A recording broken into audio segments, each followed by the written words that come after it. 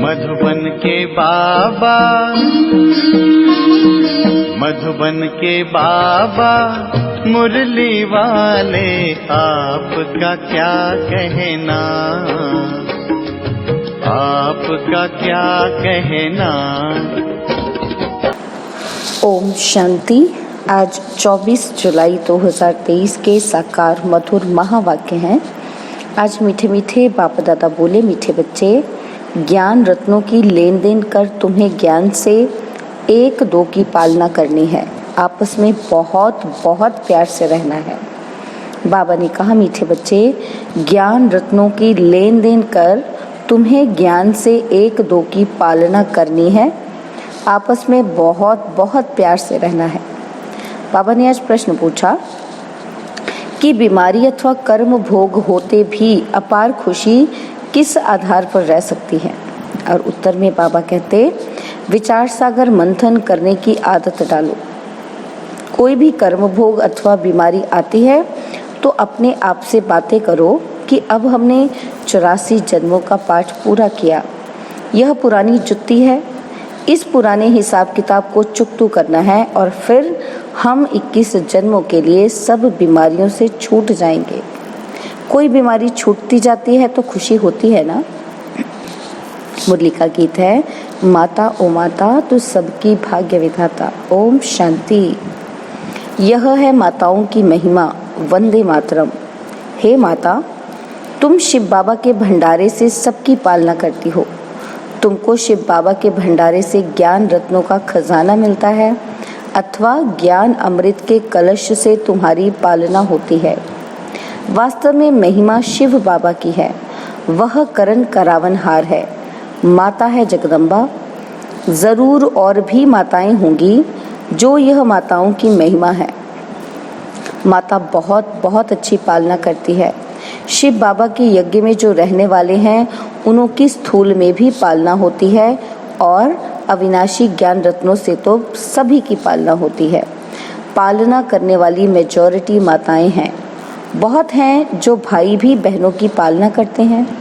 ऐसे नहीं कि सिर्फ बहन भाई की पालना करती है, दोनों ज्ञान रत्नों की लेन देन से एक दो की पालना करते हैं, भाई बहन की और बहन भाई की। बच्चों को बहुत प्यार से रहना है। इस दुनिया में तो एक दो को विकार ही देते हैं, इसलिए जैसे एक दो के दुश्मन हुए, यहाँ अविनाशी ज्ञान रत्नों का खजाना देते हैं। वो तो जैसे पत्थर मारते हैं, क्योंकि है ही पत्थर बुद्धि। ऐसे नहीं कि पत्थर मारते हैं, ये तो समझानी है। सच में नहीं पत्थर उठा के मारते। बाबा कहते ये समझानी है। तुम हो भाई बहन ब्रह्मा कुमार कुमारियाँ। तुम्हारा नाम भी बड़ा भारी है। ब्रह्मा कुमारी है तो कुमार भी जरूर है। प्रजापिता ब्रह्मा है तो जरूर ब्राह्मण ब्राह्मणियाँ भी होंगे। बोर्ड पढ़ने से घबराना नहीं चाहिए। प्रजापिता ब्रह्मा के बच्चे जरूर ब्रह्मा कुमार कुमारियाँ होंगे। यह बुद्धि से काम लिया जाता है। गीत में महिमा है माता की। जगदम्बा सरस्वती कहें तो भी जरूर बच्चे और बच्चियाँ होंगे, जरूर फैमिली होगी। यह भी समझने की बात है ना। समझते भी हैं कि प्रजापिता लिखा हुआ है ना, तो ब्रह्मा को कहा जाता है प्रजापिता ब्रह्मा। यह है साकारी सृष्टि का पिता। गाया हुआ है कि प्रजापिता ब्रह्मा द्वारा ब्राह्मण कुल की रचना हुई। आदि सनातन पहले पहले ब्राह्मण हो जाते हैं। वास्तव में आदि सनातन देवी देवता धर्म कहना रॉन्ग है। वह तो है सतयुग का धर्म। यह आदि सनातन ब्राह्मणों का धर्म जो है वह प्राय लोप हो गया है। परमपिता परमात्मा प्रजापिता ब्रह्मा द्वारा ब्राह्मण धर्म रचते हैं, तो यह संगम युग हो गया देवी देवता धर्म से भी ऊंच। पहले यह ब्राह्मण धर्म है जिसको चोटी कहते हैं, इसको कहा जाएगा संगम युगी आदि सनातन ब्राह्मण धर्म। कितना अच्छा राज है समझने का। बाबा ने समझाया है कि पहले जब कोई आते हैं तो उनको बाप का परिचय दो, यह है मुख्य। ब्राह्मणों को तो राजधानी है ही नहीं। लिखा जाता है सतयुगी जीटी वर्ड 70 तुम्हारा ईश्वरीय जन्म सिद्ध अधिकार है। देवी देवता धर्म तो बरोबर है, परंतु उनको यह राजधानी कब और कैसे मिलती है यह भी समझाना पड़ता है। इसलिए त्रिमूर्ति का चित्र सामने जरूर रखना है। इसमें लिखा हुआ है, स्वर्ग की बादशाही तुम्हारा जन्मसिद्ध अधिकार है। किस द्वारा, यह भी लिखना पड़े। ये बोर्ड बनाकर हर एक अपने घर में लगावें। जैसे गवर्नमेंट के ऑफिसर्स के बोर्ड होते हैं ना, कोई के पास बैज रहते हैं, सबकी अपनी अपनी निशानी रहती है, तुम्हारी भी निशानी रहनी चाहिए। बाबा डायरेक्शन देते हैं, अमल में लाना तो बच्चों का काम है ना, तो विहंग मार्ग की सर्विस करनी है। यह बहुत मुख्य चीज़ है। डॉक्टर, बैरिस्टर आदि सबके घर में बोर्ड लगा हुआ रहता है ना, तो तुम्हारा भी बोर्ड लगा हुआ हो। आकर समझो कि शिव बाबा से ब्रह्मा द्वारा स्वर्ग की बादशाही कैसे मिलती है। बाबा डायरेक्शन देते हैं कि जो मनुष्य देखकर वंडर खाएंगे, अंदर आएंगे समझने के लिए। फ्लैट के बाहर भी बोर्ड लगा सकते हो। जिसका जो धंधा है वह बोर्ड लगाना चाहिए, एक दो से सीखना चाहिए। परंतु बच्चों पर माया का वार बहुत होता है। निश्चय ही नहीं कि हम बाबा के पास जाते हैं। 84 जन्मों का पाठ पूरा हुआ, फिर नई दुनिया स्वर्ग में आकर वर्षा लेंगे, यह याद नहीं रहता है। बाबा कहते हैं कि भल कर्म करो, फिर जितना समय मिले तो बाबा को याद करो। तुम यह ढिंडोरा पीटते रहो कि ये सबका अंतिम जन्म है, पुनर्जन्म मृत्युलोक में फिर नहीं लेना है। तुम भी जानते हो कि मृत्युलोक अभी खत्म होना है, पहले निर्वाण धाम जाना है। ऐसे ऐसे अपने साथ बातें करनी चाहिए। इसको विचार सागर मंथन कहा जाता है। बाप कहते हैं, तुम कर्म योगी हो, क्या तुमको कछुए जानवर जैसा भी अकल नहीं है? वो भी शरीर निर्वाह अर्थ घास आदि खा कर फिर कर्मेंद्रियों को समेट शांति में बैठ जाता है। और तुम बच्चों को तो बाप की याद में रहना है, सुदर्शन चक्र फिराना है, अपने को मास्टर बीज रूप समझना है। बीज में झाड़ का सारा ज्ञान है, उनकी उत्पत्ति व पालना कैसे होती है, ड्रामा में 84 का चक्र कैसे फिरता है। 84 के चक्र के लिए यह चित्र बनाया जाता है। चक्र का चित्र है ना, तो मनुष्य समझते हैं कि आत्मा 84 लाख योनियों में जाती है, लेकिन तुम्हें बाप ने समझाया है कि तुम सिर्फ 84 जन्म लेते हो। जो आदि सनातन देवी देवता धर्म वाले हैं, अर्थात जो ब्राह्मण से देवता बनते हैं, उनके ही 84 जन्म होते हैं। तुम 84 जन्मों को जानते हो। ब्रह्मा की रात और ब्रह्मा का दिन कहते हैं, इसमें 84 जन्म आ जाते हैं।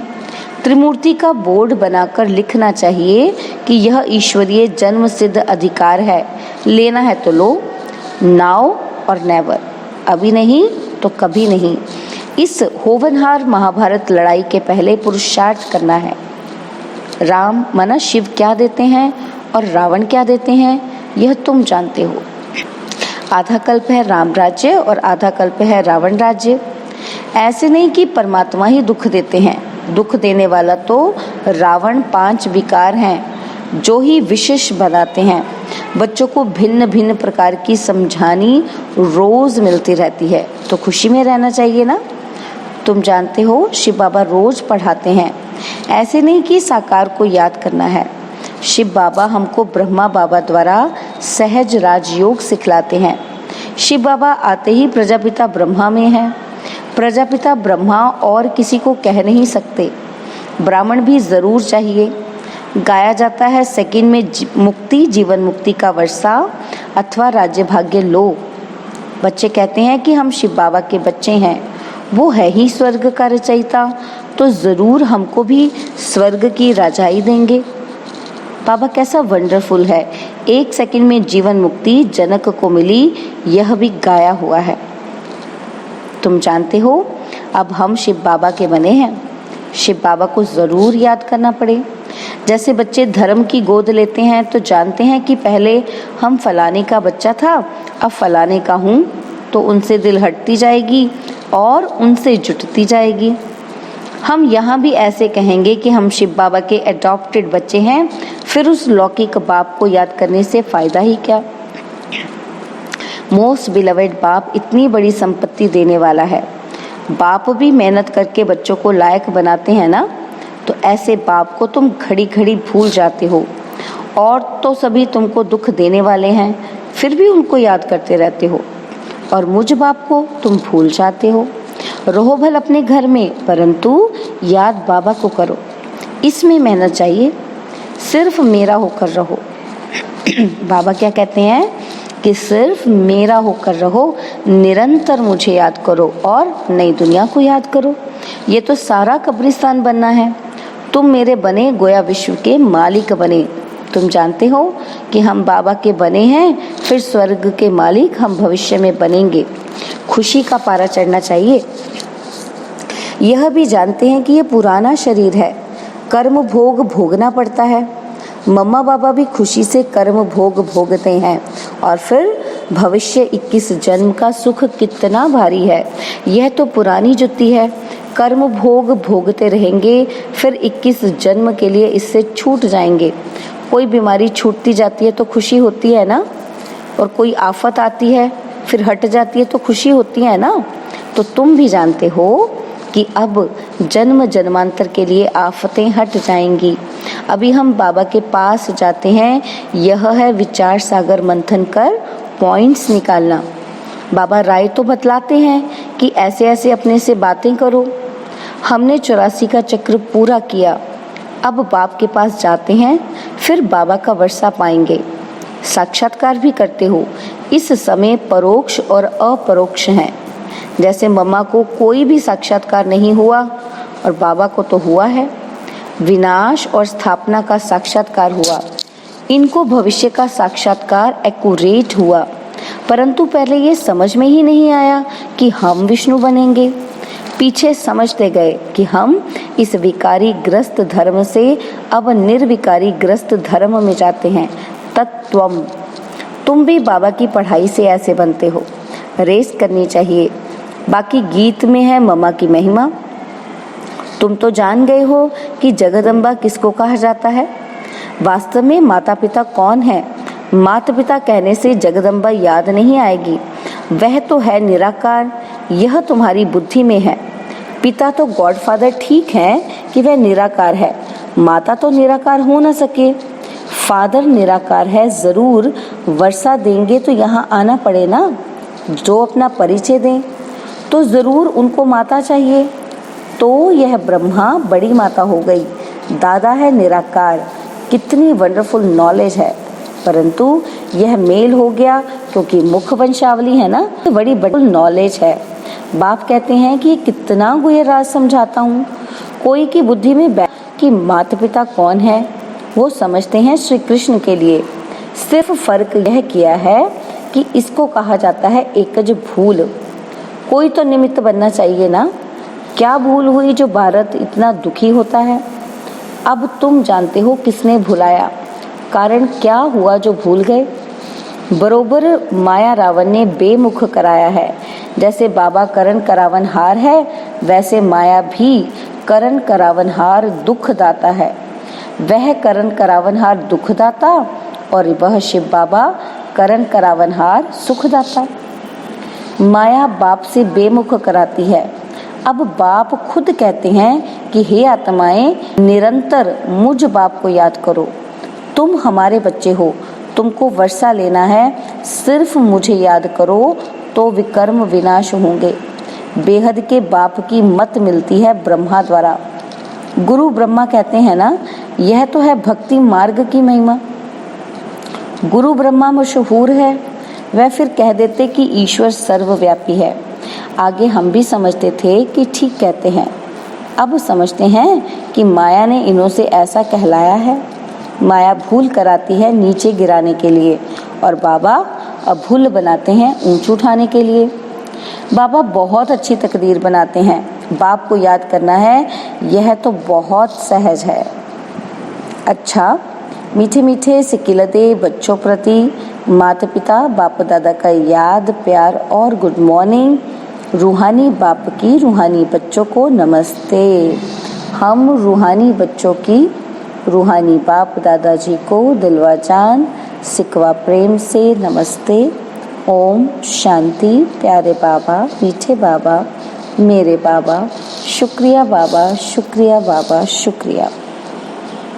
धारणा के लिए मुख्य सार है। पहला पॉइंट है, अपने को मास्टर बीज रूप समझ कर्मेंद्रियों को समेट शांत में बैठने का अभ्यास करना है। और सेकंड पॉइंट है, विचार सागर मंथन कर खुशी में रहना है और खुशी खुशी से पुराना कर्म भोग चुकता करना है। अपने आप से बातें करनी है कि हमने 84 का चक्र पूरा किया, अब जाते हैं बाबा के पास। बाबा ने वरदान दिया, रिगार्ड मांगने के बजाय सदा ऊंची स्थिति में रहने वाले सर्व के पूजनीय भव। रिगार्ड मांगने के बजाय सदा ऊंची स्थिति में रहने वाले सर्व के पूजनीय भव। कई बच्चे सोचते हैं कि हम तो आगे बढ़ रहे हैं, लेकिन दूसरे हमको आगे बढ़ने का रिगार्ड नहीं देते हैं। लेकिन रिगार्ड मांगने के बजाय स्वयं का रिगार्ड स्वयं रखो तो दूसरे स्वतः रिगार्ड देंगे। अपना रिगार्ड रखना अर्थात अपने को सदा महान श्रेष्ठ आत्मा अनुभव करना। जैसे मूर्ति जब आसन पर है तब पूजनीय है, ऐसे आप भी सदा अपनी ऊंची स्थिति में स्थित रहो तो पूजनीय बन जाएंगे, सब आप ही रिगार्ड देंगे। स्लोगन है, माया का तिरस्कार करने वाले ही सर्व के सत्कारी बनते हैं। माया का तिरस्कार करने वाले ही सर्व के सत्कारी बनते हैं। ओम शांति। और अब यह एक बहुत अच्छी वीडियो भी जरूर देखें।